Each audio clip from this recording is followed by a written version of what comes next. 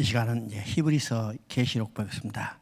에베소서는 이제 나중에 심화 때 좀 하기로 하고 히브리서하고 요한계시록을 보겠습니다. 우리가 신약 성경에서 어려운 책, 쉽지 않은 책이 어떤 책일까? 신약 성경에서 어려운 책 하면 히브리서라고 그래요. 또 이제 보통 사람들은 계시록 어려운 책이다 이렇게 하겠죠. 지금 그래서 이제 신약 성경에서 두 가지 어려운 책을 살펴보려고 합니다. 자, 성경이 과연 어려운 책일까? 여러분 생각이죠? 성경은 어떤 책이라고 써요? 성경은 연애편지라고 했죠. 성경은 양육일기라고 그랬죠. 그러면 양육일기 어려워요, 쉬워요? 연애편지 어려워요, 쉬워요? 자, 성경에 대한 관점이 바뀌어야 합니다. 그렇죠? 그럼 성경은 누구를 증언하는 것이라고 했습니까? 성경은 예수 그리스도를 증언하는 것이라고 했습니다. 그러니까 히브리서도 누구를 증거해요? 예수 그리스도를 증언하고 계시록도 예수 그리스도를 증언하는 것입니다. 자, 이 관점에서 히브리서를 여러분이 본다면 히브리서는 참 아주 우리에게 중요한 책일 뿐만 아니라 쉬운 책이라는 사실을 우리가 깨닫게 됩니다. 자, 히브리서는요, 신약 성경 27권 중에서 제일 마지막에 정경으로 결정된 책입니다. 27권 정경으로 결정할 때 21권은요, 쉽게 빨리 야, 정경 뭐 문제 없어 그냥 해 그랬는데 6권은 오랫동안 논의를 했습니다. 근데 그 중에 마지막까지 논란이 됐던 책이 어떤 책이냐? 히브리서예요. 히브리서. 그리고 마지막 3차 칼타고 회의 때 397년에 29권의 정경을 결정할 때 그때 겨우 히브리서는 정경 속에 포함시켰습니다. 왜일까요? 성경을 결정할 때 가장 첫 번째 기준이 누가 썼느냐예요. 그죠? 사도나 사도에 준한 사람이 써야 해요. 그런데 히브리서는 언제 누가 썼는지 아직까지도 그 저자가 누구인지 모릅니다. 그런데 히브리서는요, 이 내용이 너무나 하나님의 감동이 위해서 기록되고 너무나 교회에 아주 필요한 책인 거기 때문에 뺄 수도 없고 빼자니 너무 아깝고 넣자니 저자가 누군지 몰라. 그래서 오랫동안 논란이 되다가 이건 도저히 빼서는 안 된다. 그래서 바울의 저작을 인정하고, 그러니까 바울이 저작이다 이렇게 결정한 게 아니라 바울의 저작을 인정하고 성경에 포함시켰습니다. 그래서 한 3, 40년 전까지는 바울 서신을 14권으로 해서 히브리서까지도 바울 서신에 포함시켰는데 요새 학자들은 한 사람도 히브리서를 바울 서신이라고 포함시키지 않고 이건 공식적으로 바울 서신 13권이라고 이야기합니다. 그래서 히브리서는 참 중요한 성경이에요. 히브리서가 그만큼 중요하기 때문에 오랫동안 논의 끝에 저자가 누군지도 확실하지 않지만은 성경에 들어와 있다는 겁니다. 그럼 우리가 이제 히브리서가 중요한데 히브리서를 우리가 일반적으로 성도들이 어려운 책이라고 생각하죠. 어려운 책이라고 생각합니다. 왜 히브리서를 어려운 책이라고 생각할까? 학자들은 이야기합니다. 히브리서는 구약의 레이기다, 그죠? 신약의 레이기, 신약의 레이기. 구약의 레이기가 있고 신약의 이제 히브리서는 레이기다. 구약에서 또 어려운 책 있죠. 그 어려운 책이 어느 책이요? 첫 번째는 레이기고 두 번째는 욥기라고 씁니다. 그러니까 구약의 레이기도 어려운 책일 뿐만 아니라 신약의 레이기라는 히브리서도 어려운 책이다 이렇게 생각을 합니다. 왜요? 지금 구약의 레이기도 제사법, 제사장 이게 피터지는 이야기만 나오죠. 그것이 지금 히브리서에서 옮겨놓으니까 거기도 계속해서 제사장, 제사법, 피터진 이야기만 나오니까 우리가 어렵다고 해요. 그러면 히브리서를 우리가 쉽게 이야기해서는 뭘부터 알아야 해요? 구약의 제사법부터 알아야 합니다. 제사장의 일이 무엇인가부터 알아야 해요. 그것을 안다면 히브리서는 아주 간단한 책, 쉬운 책, 그죠? 히브리서는요, 어려운 책이지만은 히브리서를 5개 단어 한 문장으로 정리해 줬습니다. 히브리서는 5개 단어 한 문장. 그러면 이 다섯 단어는 어떤 단어일까요? 첫째는 예수님입니다. 두 번째는 대제사장, 세 번째는 지성소, 네 번째는 안식이라는 단어입니다. 다섯 번째는 믿음이라는 거예요. 믿음. 다시 이야기합니다. 첫 번째는 예수, 두 번째는 대제사장, 세 번째는 지성소, 네 번째는 안식, 다섯 번째는 믿음이요. 자, 이 다섯 개의 단어, 이 다섯 개의 단어를 한 문장으로 연결하는 것이 히브리서예요. 그러면 한 문장으로 연결합니다. 예수님이 대제사장이 돼서 우리를 지성소까지 인도하면 우리가 거기서 하나님을 만나고 안식을 회복하는 거예요. 그것을 뭘로 화합해요? 우리의 믿음으로 화합하는 겁니다. 이거 히브리서예요. 히브리서 끝났죠? 끝났습니다. 이것만 안다면요, 히브리서는 아주 쉬운 책이다. 예수님이 대제사장이 돼서 우리를 지성소로 인도하면 우리는 지성소에서 하나님을 만나고 안식이 회복되는데 우리가 그것을 믿음으로 화합하는 것이 히브리서다. 그래서 히브리서는 이 다섯 단어를 해설해 나가는, 그죠? 논리적으로 해설해 나가는 것이 히브리서라는 사실을 우리가 보게 된 겁니다. 그죠?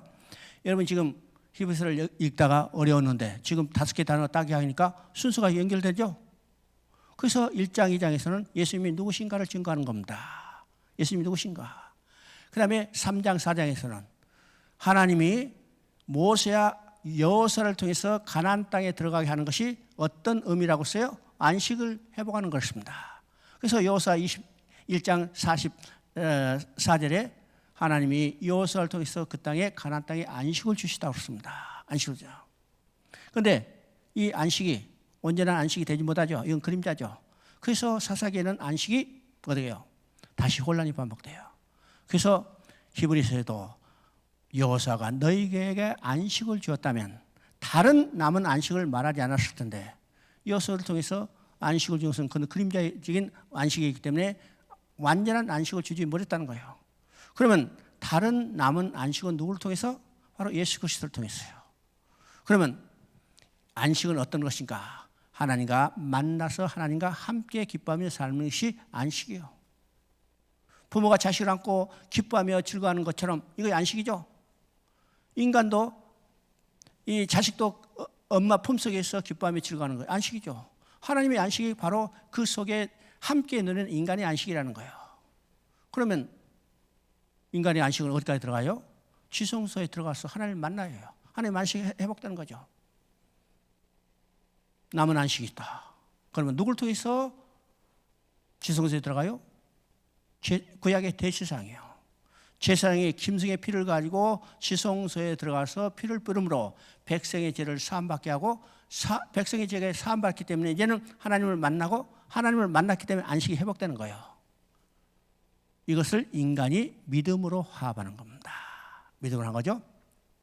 그래서 4장의 가장 핵심 단어는 우리에게는 큰 대제사장이 있으니, 히브리서 가장 핵심된 단어는 여기 있어요. 우리에게는 큰 대제사장이 있으니, 큰 대제사장은 누굴까? 성천하신 자 하나님의 아들 우리 주 예수 그리스도라. 우리에게는 이 큰 대제사장이기 때문에 이 큰 대제사장이 우리를 지성소까지 인도하는 거예요. 무엇을 통해서? 제사를 통해서, 피 흘림을 통해서. 그래요. 그리고 우리가 하나님을 만나면 거기서 하나님과 함께 기뻐하며 즐거운 삶을 누리게 되죠. 그것을 뭘 통해서 우리가 이루게 되면 우리의 믿음을 통해서, 믿음으로 화합하는 겁니다. 그렇죠? 이것이 히브리서입니다. 히브리서 아주 간단한 내용이죠. 자, 2장 9절을 한번 읽어봅니다. 2장 9절. 오직 우리가 천사들보다 잠시 동안 못하게 하심을 입은 자 곧 죽음의 고난을 받으심으로 말미암아 영광과 존귀로 관을 쓰신 예수를 보니 이를 행하시면 하나님의 은혜로 말미암아 모든 사람을 위하여 죽음을 맛보려 함이라. 자, 예수님이 이 땅에 오신 목적이 아주 정확하니 정리돼서 나옵니다. 첫째는 모든 사람을 위하여 죽음을 맛보시려고, 이것은 대속 제물이 되기 위해서 오셨다는 겁니다. 그 다음에 10절을 보니까 고뇌 창시자를 고난을 통하여 온전하게 하심을 합당하도다. 이거는 잃어버린 자를 찾아 구원하게 오셨다는 겁니다. 또 11절에 보니까 형제라 부르기를 부끄러워하지 아니하시고, 이건 룻기에서 우리가 잘 살펴본 것 같이 기업 물을 자가 되기 위해서 오셨다는 거죠.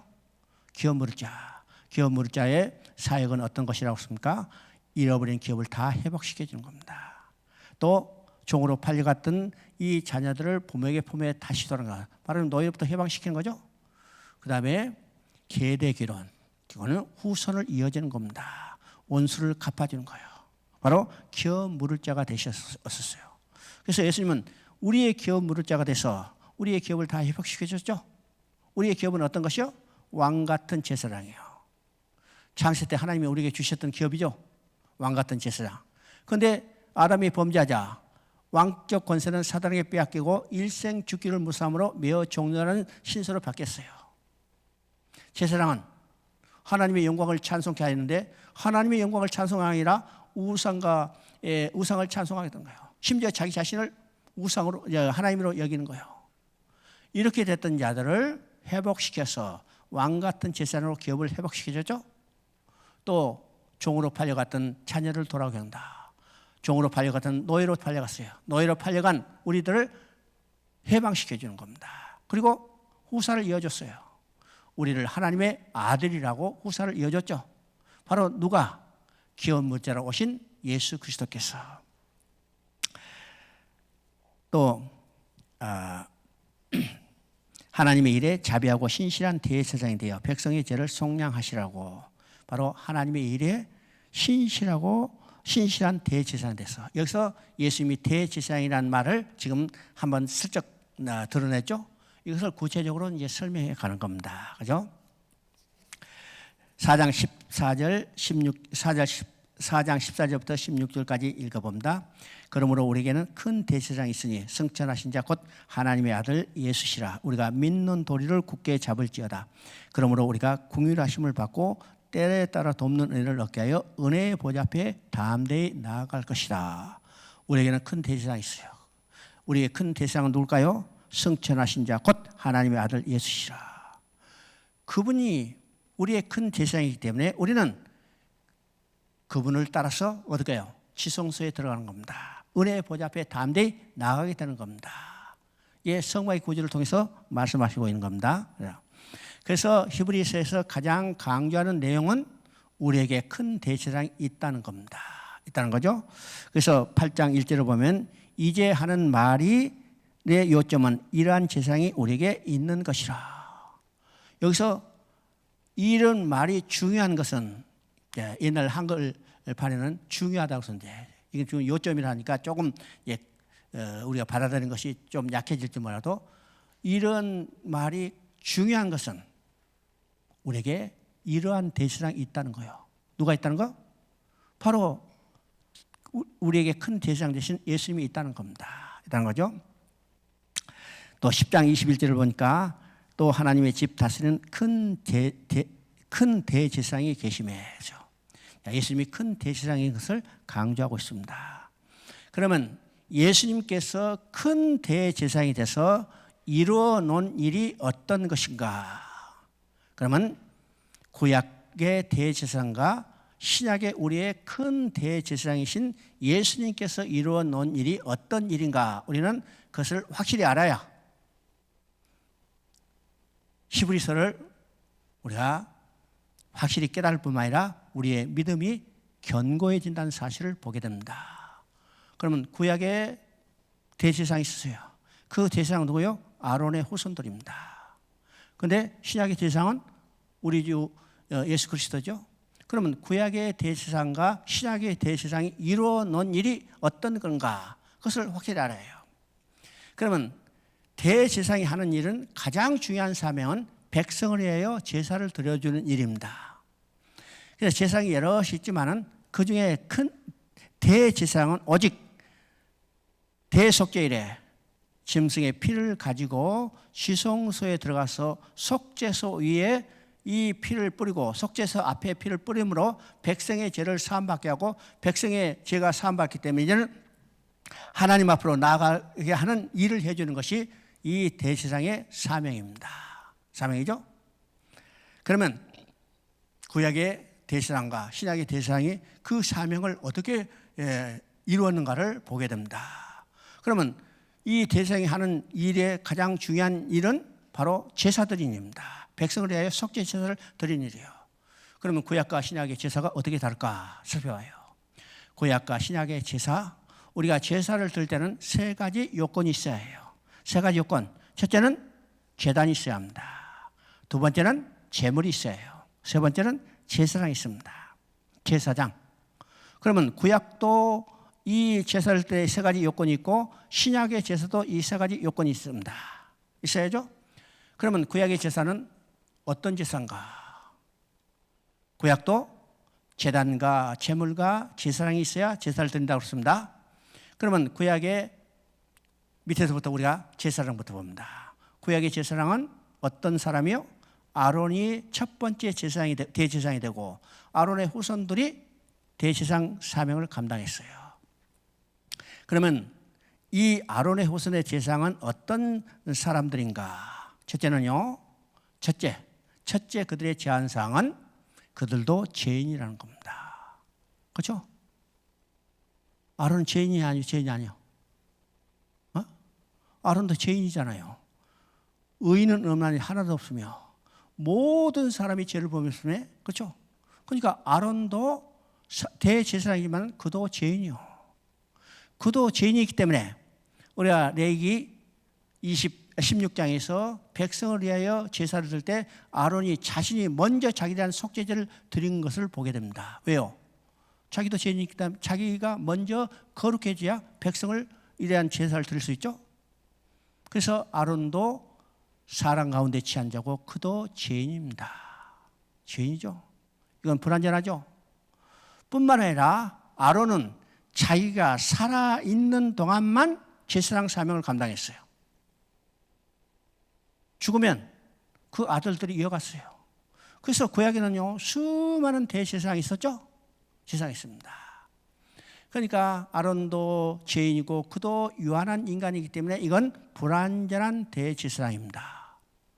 불완전한 대제사장. 그 다음에 제물이 있어야 해요. 그러면 구약의 제물은 뭘로 들었어요? 송아지, 염소, 양, 그렇죠? 이 짐승의 피로 제물을 삼아 제사를 드렸어요. 그러면 짐승의 피가 인간의 죄를 대속할 수 있어요, 없어요? 짐승의 피가 인간의 죄를 대속할 수 없어요. 짐승이 인간을 대표할 수 없고 인간을 대신할 수 없잖아요. 그렇기 때문에 짐승의 피가 인간의 죄를 대속할 수 없습니다. 그러면 이 제물은 완전한 제물이에요? 불완전한 제물이에요? 불완전한 제물이잖아요. 그 다음에 제단이 있습니다. 제단에는 성막에는 번제단이죠. 그러면 구약에 이스라엘 백성들이 지었던 이 성전은 하늘에 있는 참 것에 대한 그림자입니다. 여러분 출애굽기로 돌아가서 출애굽기 25장 8절 9절에 하나님께서 성막을 지으라는 명령을 했죠. 그래서 8절을 보면 내가 너희 가운데 있을 성소를 나를 위하여 짓되. 첫 번째는 하나님이 그 백성과 함께 계시다는 거예요. 무엇을 통해서? 성막을 통해서. 두 번째는 성막을 지을 때 내가 내게 보여준 모양대로 지었습니다. 내게 보여준 모양 하면요 하늘에 참것이 있다는 거죠. 하늘의 참것을 보고 모세가 보고 와서 땅에 그림자적 성막을 지었다는 겁니다. 그러면 땅에 있는 이 제단은 어떤 것이요?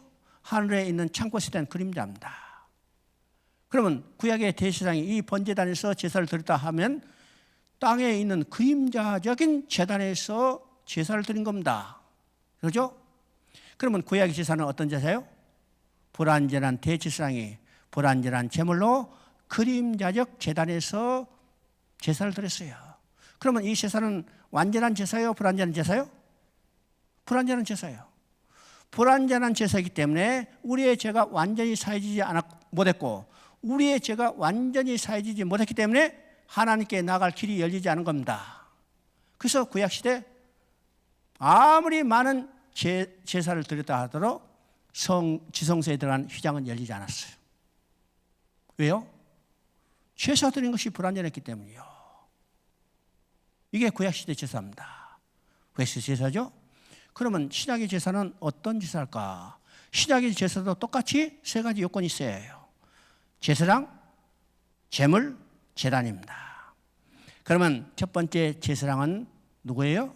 우리의 큰 대제사장 되신 예수 그리스도예요. 승천하신 자 하나님의 아들 예수 그리스도라. 그분은 흠 없고 점 없으신 분이요. 이건 완전한 제사장이죠. 그분은 영원부터 영원까지 제사장이에요. 완전한 제사장입니다. 또 제물은 짐승의 피가 아니라 예수님 자신의 피요. 이건 완전한 제물이죠. 완전한 제물입니다. 또 제단은 땅에 있는 그림자적 성막에 있는 번제단이 아니고 하늘에 있는 참 장막이에요. 그러면 신약에 예수님께서 드린 제사는 완전한 대제사장이 완전한 제물로 참 제단에서 제사를 드렸다면 이 제사는 완전한 제사예요? 불완전한 제사예요? 완전한 제사. 완전한 제사를 드렸기 때문에 우리 죄가 완전히 사해지고 우리 죄가 완전히 사해지기 때문에 이제는 하나님 앞에 나아갈 길이 열린 거예요. 그래서 예수님께서 십자가에서 다 이뤘다고 선포하는 순간에 휘장은 위로부터 아래로 찢어지고 하나님 앞에 나아갈 새로운 살 길이 열린 것이죠. 이것이 히브리서에서 논증하고 있는 겁니다. 히브리서 논증하고 있는 거예요. 히브리서 아주 간단하죠. 여러분 긴 것처럼 보지만은 5장부터 시작해서 대제사장에 대한 이야기가 나오는데 그것이 10장에서 결론이 나오고 있는 거예요. 자, 10장을 한번 봅니다. 10장 1절부터 3절까지 한번 읽어봅니다. 히브리서 10장 1절부터 3절.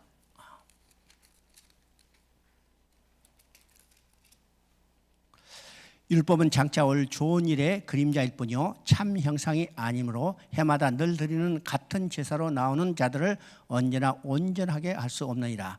그렇지 아니하면 섬기는 자들이 단번에 정결하게 되어 다시 죄를 깨닫는 일이 없으리니 어찌 제사 드리는 일을 그치지 아니하였으리요. 그러나 이 제사들이 해마다 죄를 기억하게 하는 것이 있나니 이는 황소와 염소의 피가 능히 죄를 없이 하지 못함이라.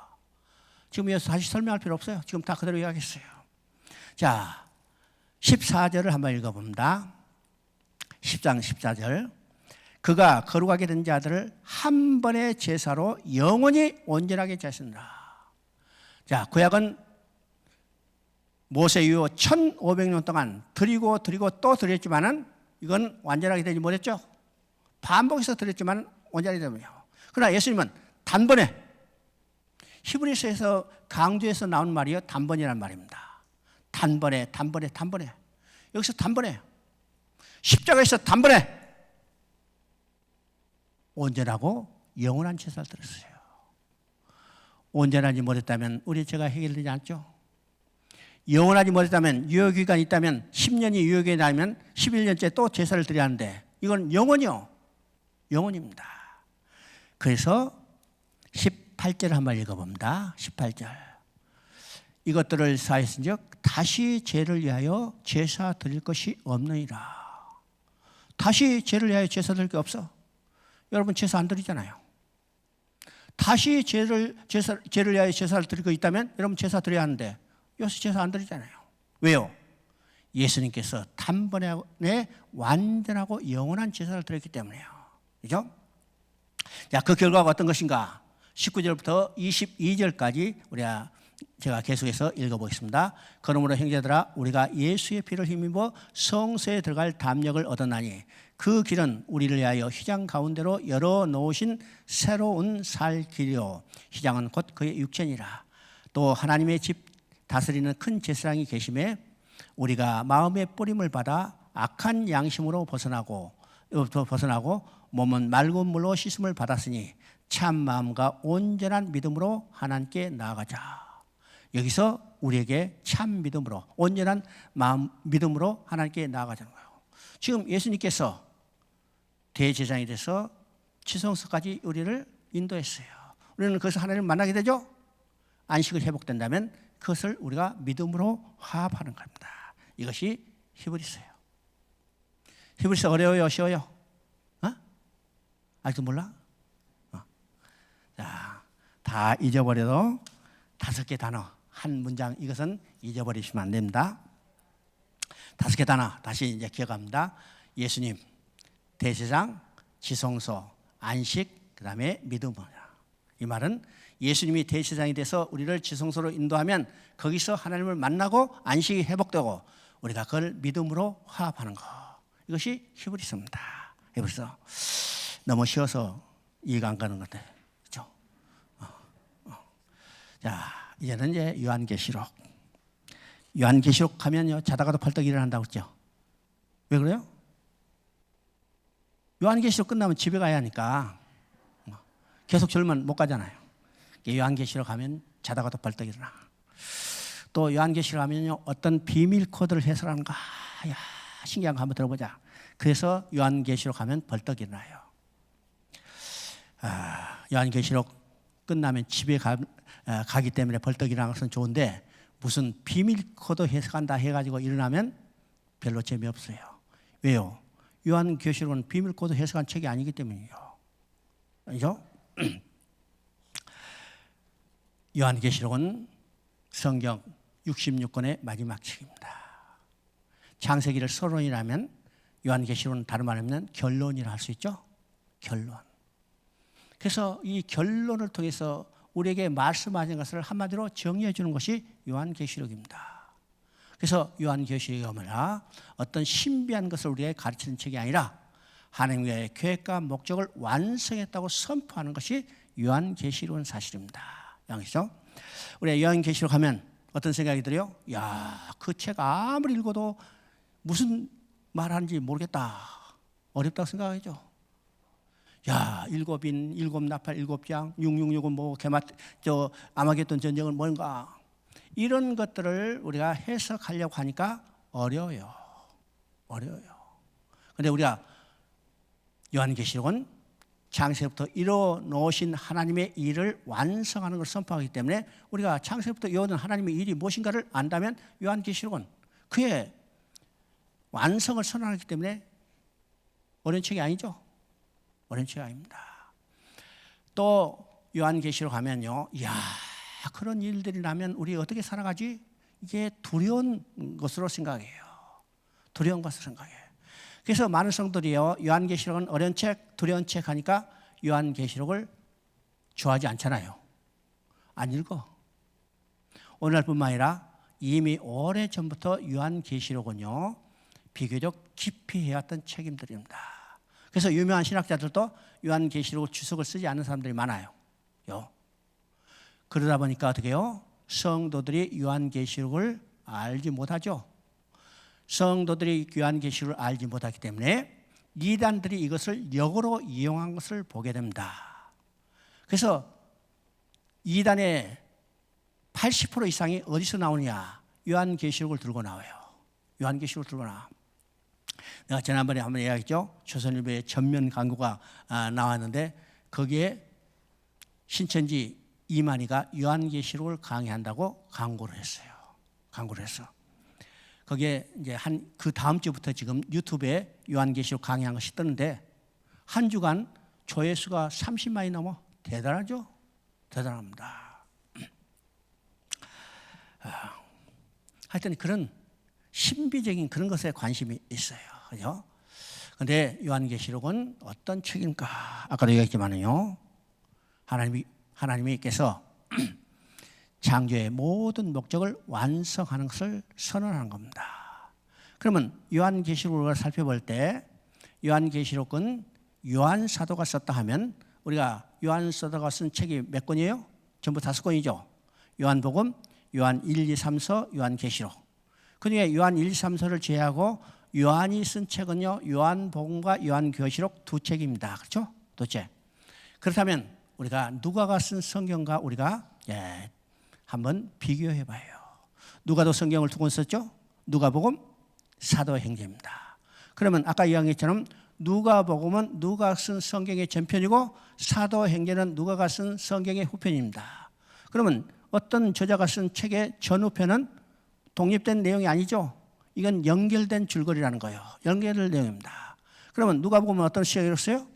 누가복음은 예수 그리스도에서 복음이 성취된 것을 증언하는 것이고, 사도행전은 누가복음에서 성취된 복음을 교회를 통해서 땅까지 전파되는 이 과정이 바로 사도행전이라고 했습니다. 그러니까 이건 독립된 내용이 아니요, 연결된 내용이죠. 그런 관점에서 우리가 요한복음과 요한계시록도 보아야 하는 겁니다. 그러면 요한사도가 쓴 요한복음은 요한사도가 쓴 성경의 전편이고, 요한계시록은 요한사도가 쓴 성경의 후편이라. 그럼 전편과 후편은 독립된 내용이 아니라, 줄거리가 아니고 연결된 줄거리요. 그러면 요한복음은 어떤 것이요? 요한복음은 죽임당하신 어린 양에 대한 내용입니다. 복음서에서 어린 양에 대한 이야기는 요한복음이 나와요. 세례 요한이 요단강으로 나오시는 예수님을 보고 뭐라고 말씀했어요? 보라, 세상 죄를 지고 하는 하나님의 어린 양이로다. 또 요한복음 마지막에 내 양을 먹이라, 내 양을 먹이라. 그러면 요한복음은요, 양으로 시작해서 어린 양에서 어린 양 끝나죠. 그러면 요한복음은요, 어린 양의 죽음을 통해서 복음이 성취됐어요. 복음이 성취됐습니다. 그러면 요한계시록은 어떤 것인가? 요한복음에서는 죽임당하신 어린 양에서 기록했다면, 요한계시록은 이제는 요한복음에서는 죽임당하셨지만 요한계시록은 살아 역사하신 어린 양, 살아 역사하시는 양. 그 어린 양은 살아계셔서 오늘 전투하는 교회를 위하여 싸워주시는 어린 양이라는 겁니다. 그래서 요한계시록은 어린 양이라는 말이 몇 번 반복될까? 28번 정도 반복돼요. 어린 양, 어린 양, 어린 양. 그래서 요한복음에서는 죽임당하신 어린 양이 때면, 요한계시록에서는 그 죽임당하셨던 어린 양이 살아서 이제는 전투하는 교회, 오늘 이 땅에 존재하는 교회를 위하여 싸워주시는 어린 양이라는 사실을 우리가 보게 됩니다. 그러면 그 전투의 결과는 어떤가요? 어린 양의 승리를 선언하는 겁니다. 그리고 하나님의 계획과 목적을 완성했다고 선언하는 것이 요한계시록이에요. 요한계시록 어린 책이요? 어린 책이 아니요. 요한계시록 다 끝났어요. 다 끝났습니다. 그러니까 우리가 성경을 볼 때 성경 전체 맥이 어떤 것인가를 우리가 이해한다면, 자, 세부적인 내용 가지고 우리가 고심할 필요 없어요. 고심할 필요 없습니다. 자, 그러면 요한계시록에 처한 교회가 어떤 상황인가를 보죠.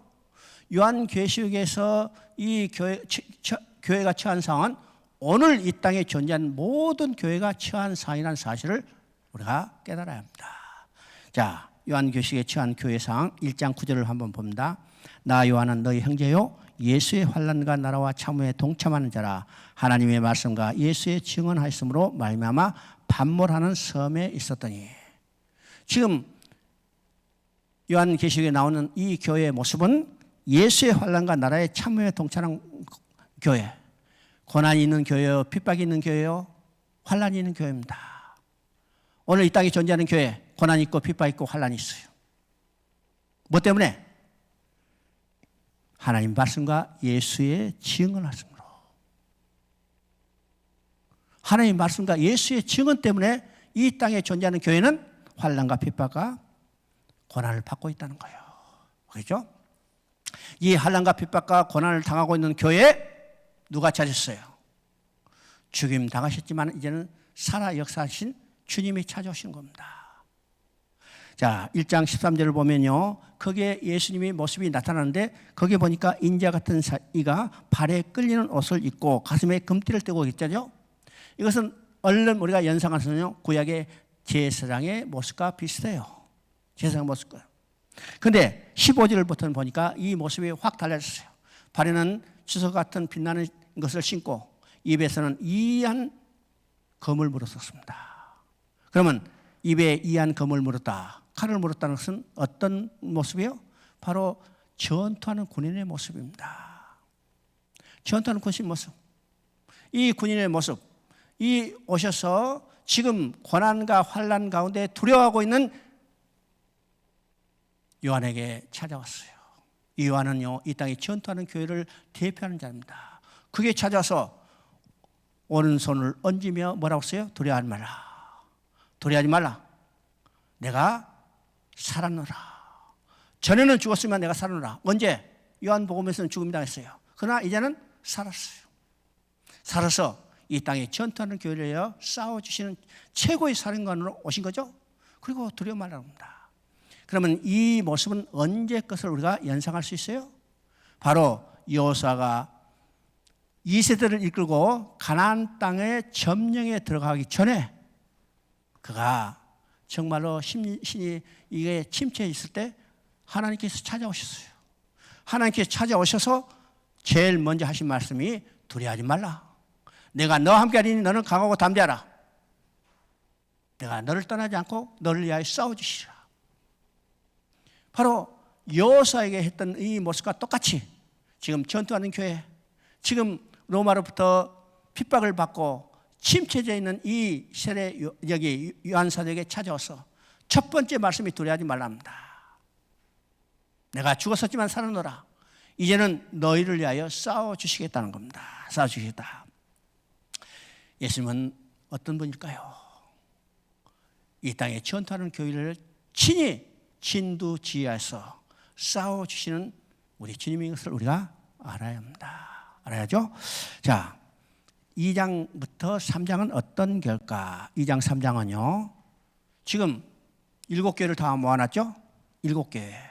그러면 이 교회들은 실제로 지금 요한계시록이 기록될 당시 존재했던 교회들입니다. 그러면 이 교회들은요, 그때 존재했던 교회들인데 7교회만 존재했던 게 아니죠?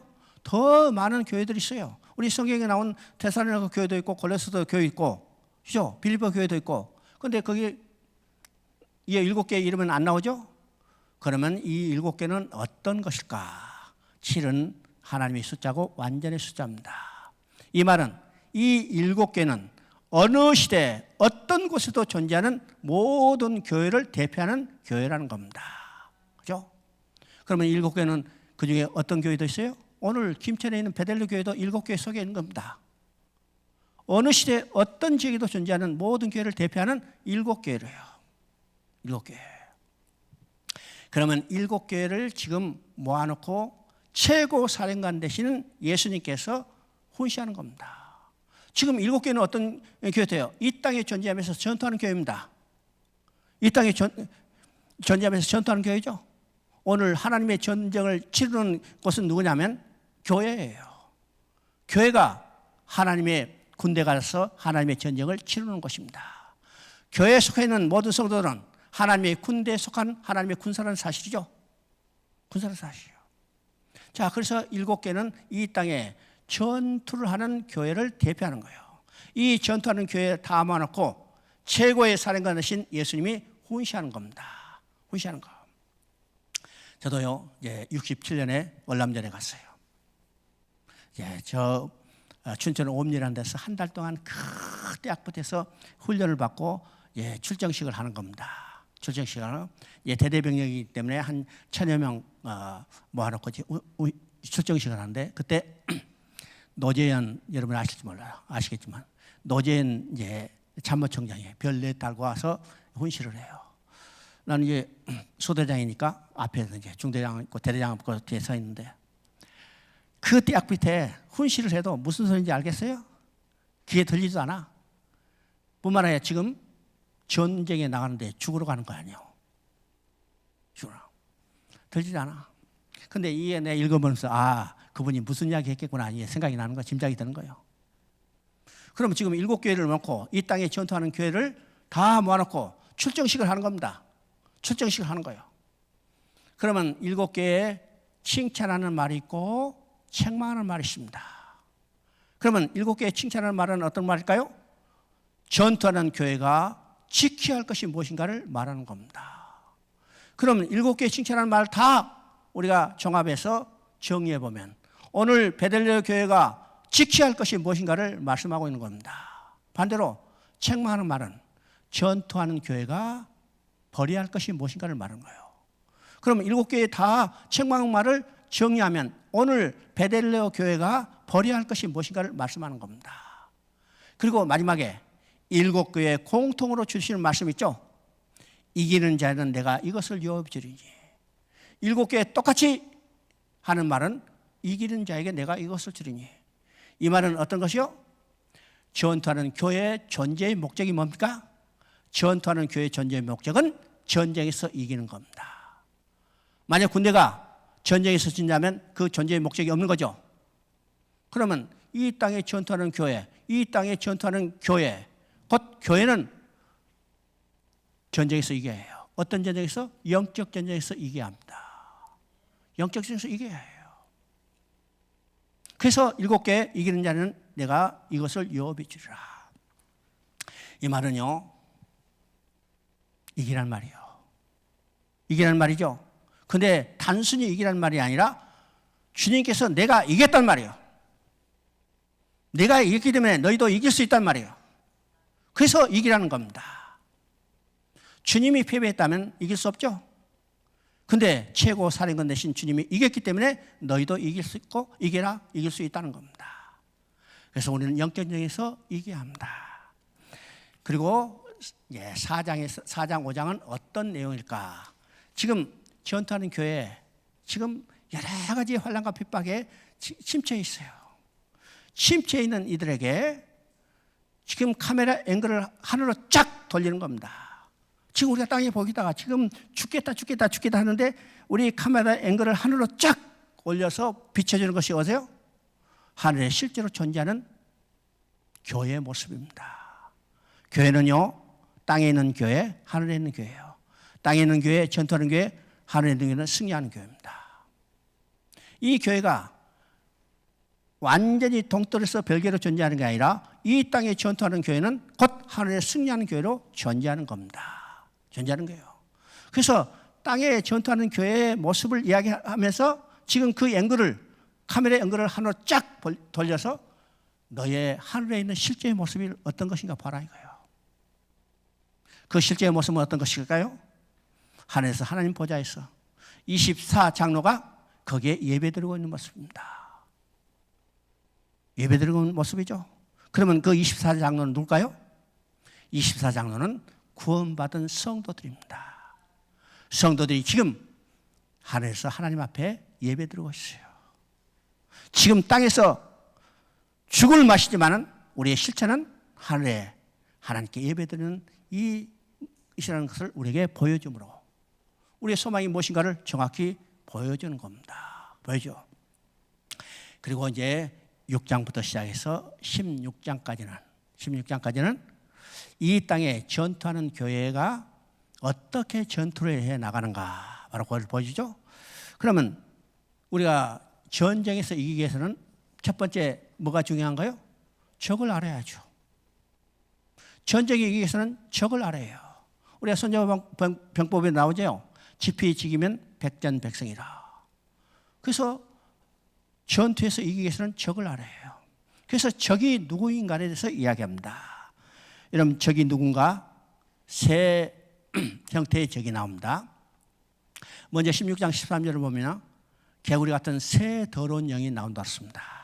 개구리 같은 새 더러운 영. 그러면 이 개구리 같은 새 더러운 영을 이제 12장, 13장에서 구체적으로 이야기해요. 그럼 12장에서는 첫 번째,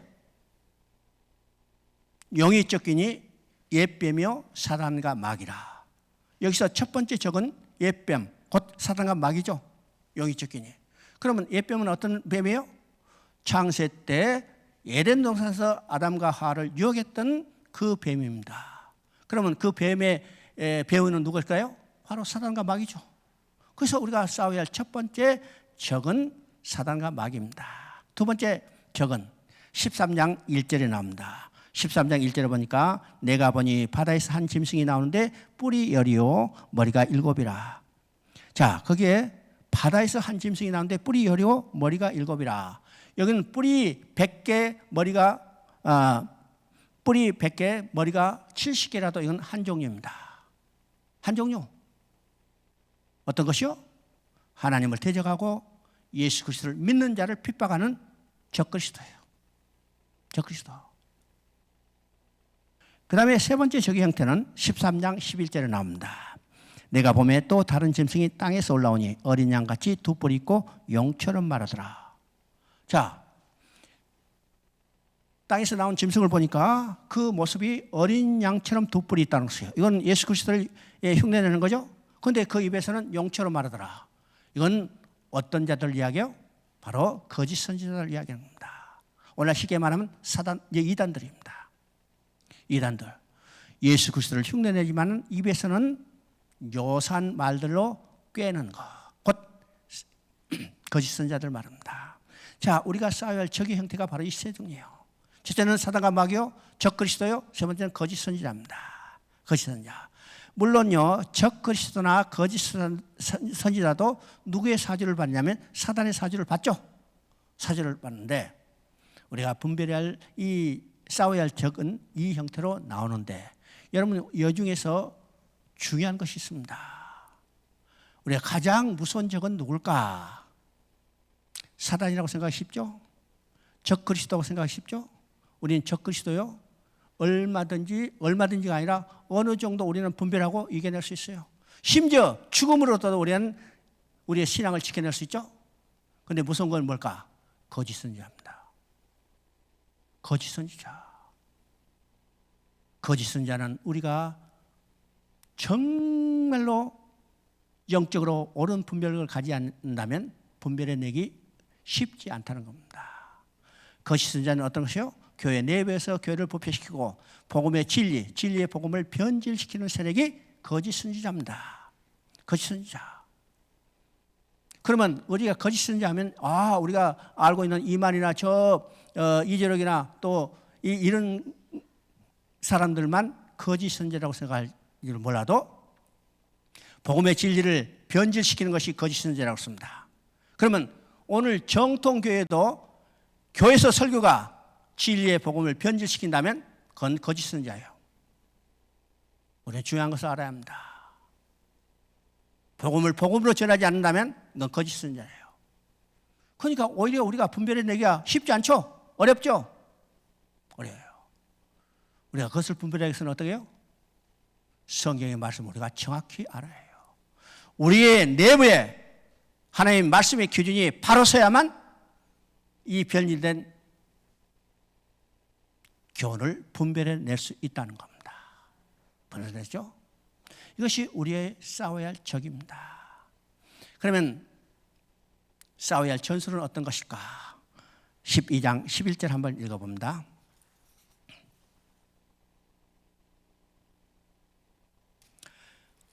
(12장 11절) 그게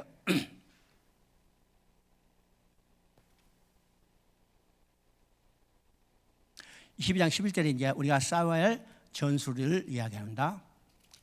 자, 거기 보니까 또 우리 형제들이 어린 양의 피와 자기들이 증언한 말씀으로써 그를 이겼으니 그들은 죽기까지 자기들의 생명을 아끼지 아니하였도다. 바로 이것이 우리가 싸워야 할 전술입니다. 첫 번째 우리가 가져야 할 전술은 어떤 것인가? 어린 양의 피요. 어린 양의 피를 붙들지 않고 어린 양의 피를 싸우지 않는다면 우리는 절대로 사단을 이길 수 없어요. 어린 양의 피만이 우리 영적 전쟁에서 승리할 수 있습니다. 승리할 수 있죠? 두 번째 우리가 싸워서 승리할 수 있는 것은 어떤 것인가? 자기들이 증언한 말씀으로서. 자기들이 증언한 말씀. 이 자기들이 증언한 말씀은 어떤 것일까? 소극적으로는요, 내가 예수 믿고 그리스도인이 됐다는 사실을 만방에 고하는 겁니다. 이것이 쉬운 것처럼 생각하지만은 결코 쉽지 않다는 겁니다. 쉽게 말하면 저 이북에 가서 내가 예수 믿는다 성경책 들고 다니면 어떻게 해요? 당장 붙잡아서 이제 수용소로 가죠. 그러니까 이것 자체도 쉬운 일이 아니라는 사실입니다. 그런데 한 발짝 더 나가서 내가 예수 그리스도의 복음을 적극적으로 전하는 거예요. 전하는 거. 여러분요, 복음을 전하는 것은 아까도 사도행전에서 볼 때 반드시 방해하는 세력이 대적이 오니까 이건 영적 전쟁의 중요한 요소라고 씁니다. 그럼 복음을 증거할 때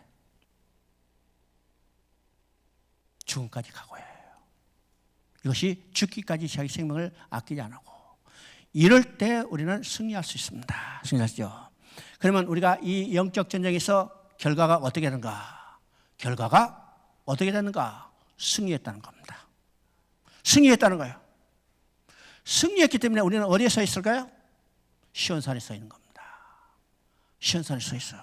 자, 14장 1절을 봅니다. 또 내가 보니 보라 어린 양이 시온산에 있었고 그와 함께 14만 4천이 서 있는데 그들의 이마에는 어린 양의 이름과 그 아버지의 이름을 쓴 것이더라. 지금 영적 정신에서 승리했기 때문에 어디 써 있어요? 14만 4천. 이건 무한대 숫자를 이야기합니다. 14만 4천 어린 양이 어디로 가든지 따라가는 자들이라. 어린 양이 어디로 가든지 따라가는 자들. 예수 그리스도를 믿고 이제는 우리의 구원받은 자들, 영적 전세에서 승리했기 때문에 우리는 어디에 설 수 있는가? 시온산에 서 있는 겁니다. 시온산 곧 하나님의 보좌예요. 시온산에 서 있는 겁니다.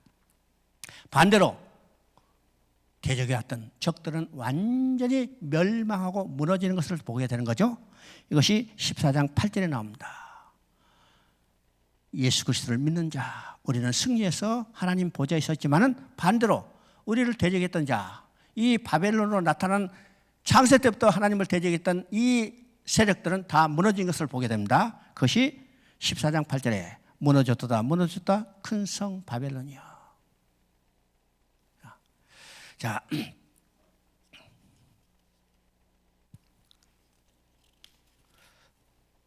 자 16장 17절, 16장 16절에서 17절을 봅니다. 새 영이 히브리어로 아마겟돈이라 하는 곳으로 왕들을 모으더라. 일곱째 천사가 그 대접을 공중에 쏟으며 그 음성이 성전에서 보좌로부터 나서 이르되 되었다 하시니라. 이건 이제 아마겟돈에 대해서 많이 이제 여러분 듣고 궁금증도 있을 거예요. 그러면 아마겟돈은 오늘 많은 사람들이 이야기죠. 야, 저 중동 지방에서 이제 전쟁이 일어난 것이 마지막 3차 대전으로 이것이 아마겟돈이다. 또 어떤 사람은요, 2만 명의 마병대 하니까 야, 이건 중국만이 일으킬 수 있는 병력이다. 그래서 그렇게 이야기하지만은 이건 아마겟돈 전쟁은요, 물리적 전쟁이 아니라는 사실을 알아야 합니다.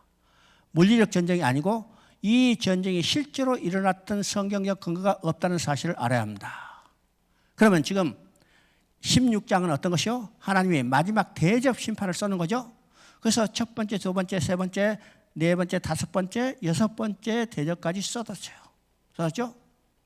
이 대접을 쏟을 때 하나님의 마음이 어떤 것인가를 우리가 보게 됩니다. 이 대접은요, 심판이에요. 심판인데 이 심판 가운데 하나님은 회개하고 돌아오기를 원하시는 거예요. 끝까지 하나님의 참으심이 있어 회개하고 돌아오기를 원하시기 때문에 여러분 16장에 읽어보면요, 회개하지 않더라 회개하지 않더라 말이 반복되는 것을 보게 돼요. 그렇죠? 그러나 회개하지 않았기 때문에 결과적으로 이제는 마지막으로 그들을 다 심판하신 겁니다. 그래서 마지막 심판이 어떻게 해요? 지금 세상의 왕들을 다 아마겟돈으로 모았습니다. 불러 모았죠? 그러면 하나님이 군사와 이 세상의 왕들이 싸우는 모습이 나와요? 나오지 않아요? 나오지 않아요. 다 거기다 모아놓고 하나님이 7번째 대접으로 확 쏟아부어버린 겁니다. 이건 일방적인 심판이죠? 일반적인 심판이라는 겁니다. 그러면 아마겟돈은 어떤 것인가? 구약의 중요한 전투를 사용하셔서 하나님의 마지막 때 하나님을 대적한 자를 완전히 멸망시킬 것을 보여주고 있습니다. 여러분요. 자, 아마겟돈을 다 모아서 하나님이 7개의 대접을 쏟으시고 하나님 뭐라고 말씀하세요? 다 되었다. 여기서 다 되었다고 그러죠? 그래서 성경에 다 되었다는 말이 4번 반복 나타났습니다. 첫째는 창세기 2장 1절에 천지 만물을 다 이루시니라. 하나님의 계획과 목적대로 하나님의 나라를 완성했어요. 그런데 인간이 하나님의 언약을 어기고 떠나버렸죠? 떠나버렸어요. 그들은 다 죄인이요. 그들을 돌아오게 해서 하나님은 여자의 후손을 보내서 가죽 옷을 지어 입히시다고 약속하시고 이것이 점진적으로 발전시켜 나가다가 어디서 완성됐어요? 요한복음 19장 30절에 다 이뤘다고 선언한 겁니다. 이것은 죄인들의 죄를 사해줬다고 선언하는 거예요. 그런데 창세기 3장 15절에 얘기했죠. 여자의 후손의 발꿈치를 상하게 할 것이다. 자, 요한복음에서 다 이루다고 선언했지만은 아직도 사단의 잔당들은 이 땅에 존재하는 교회들을 괴롭히는 발꿈치를 상하는 일들이 일어나고 있어요. 오늘 우리가 당하고 있는 사건들입니다. 그런데 이것도 다 멸망돼야죠. 언제? 계시록 16장 10절에 일곱째 대접에 아마겟돈에 모았던 적들을 완전히 진멸시키는 거예요. 이게 세 번째 다 이뤘답니다.